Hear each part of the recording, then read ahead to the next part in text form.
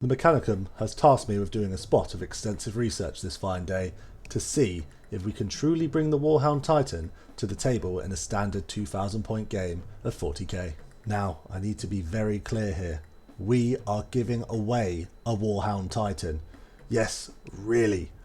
And to be in for a chance to win, you need to like, comment and subscribe on this video, and for extra entries you can join our Patreon, where there is also separate monthly giveaways.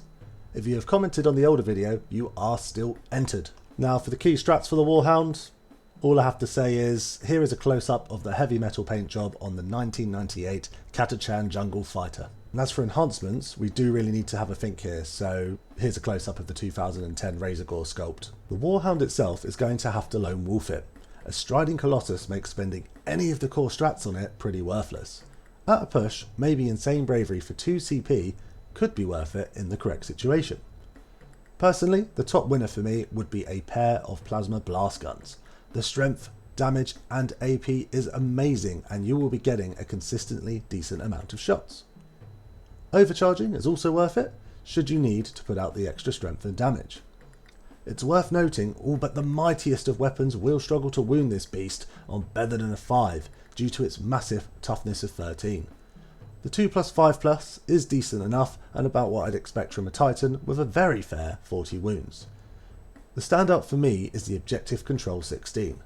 Now due to the base size, the Warhound could in theory block the entire objective, but it is my understanding you can't end your movement on the centre of an objective.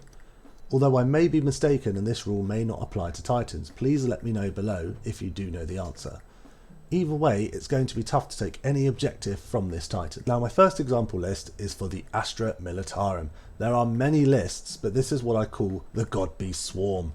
The key goal of this list is to push up, screen and bog down the enemy whilst holding its CP for the reinforcement strat to bring back those massive blobs of 20 infantry.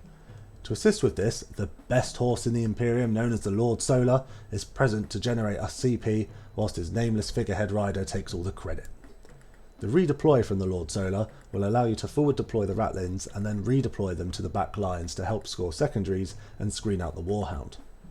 The Castellan is about to up the damage output with sustained hits, whilst also allowing the attached blob to fall back and shoot. Combined with Born Soldiers, these blobs of infantry are no joke. Meanwhile, the Warhound victimises key targets. There are a ton of filthy combinations out there with the Guard. I would love to see this played in a tournament by a skilled player. If you have some better refinements, please comment away. I mean, a comment will literally get you a chance at the Warhound anyway. And now for the least controversial faction this edition, the Death Guard. This list has some legs to it, and it's got plenty of bodies to hold objectives and perform secondaries. The Blight Lords will be a nightmare to deal with and pack a punch whilst the Warhound plugs away, decimating enemy targets. The Plague Marines can do some decent pop-up damage with plasma guns to chip enemy units down or finish what the Warhound refused to eat, whilst holding their own. The Death Shroud do much the same as the Blight Lords, deep striking in and being a huge combat threat. With the correct deployment and gameplay, you could focus the enemy flank hard and completely remove opposition, while still having plenty of assets to perform your chosen secondaries. As I said, I think this could be a very rewarding list to play and wouldn't do too badly.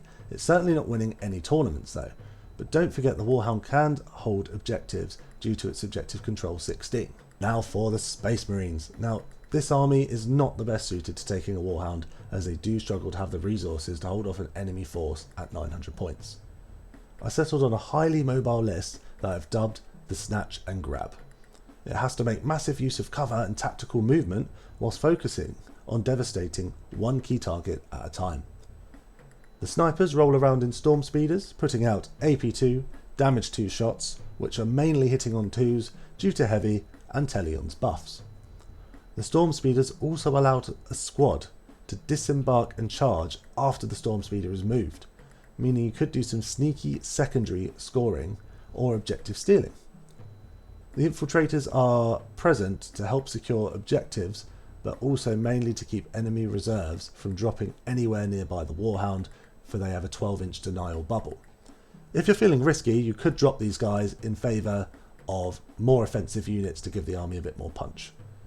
The Vanguard veterans are there to push any weak objectives, or engage threats pushing your home objectives, whilst being incredibly mobile and avoiding any threats. The entire force is highly mobile, with a surprising amount of pop-up damage. Of course, as I stated, this army will struggle, but the idea of a Titan looming over the battlefield whilst the Space Marine Stealth Force zooms around like some mad lads on a beer run does make me laugh. I think this army could be a very fun army to play with and very rewarding, but certainly not the most competitive. Thanks for watching all, and I hope this inspires some crazy combinations for you Titan lovers out there. I would love to hear some of your army ideas below, especially from those of you experienced and specialised with your chosen forces. Don't forget to comment and subscribe on this video for a chance to win a Warhound Titan, with extra entries and monthly giveaways available on our Patreon. And as always, have a good day.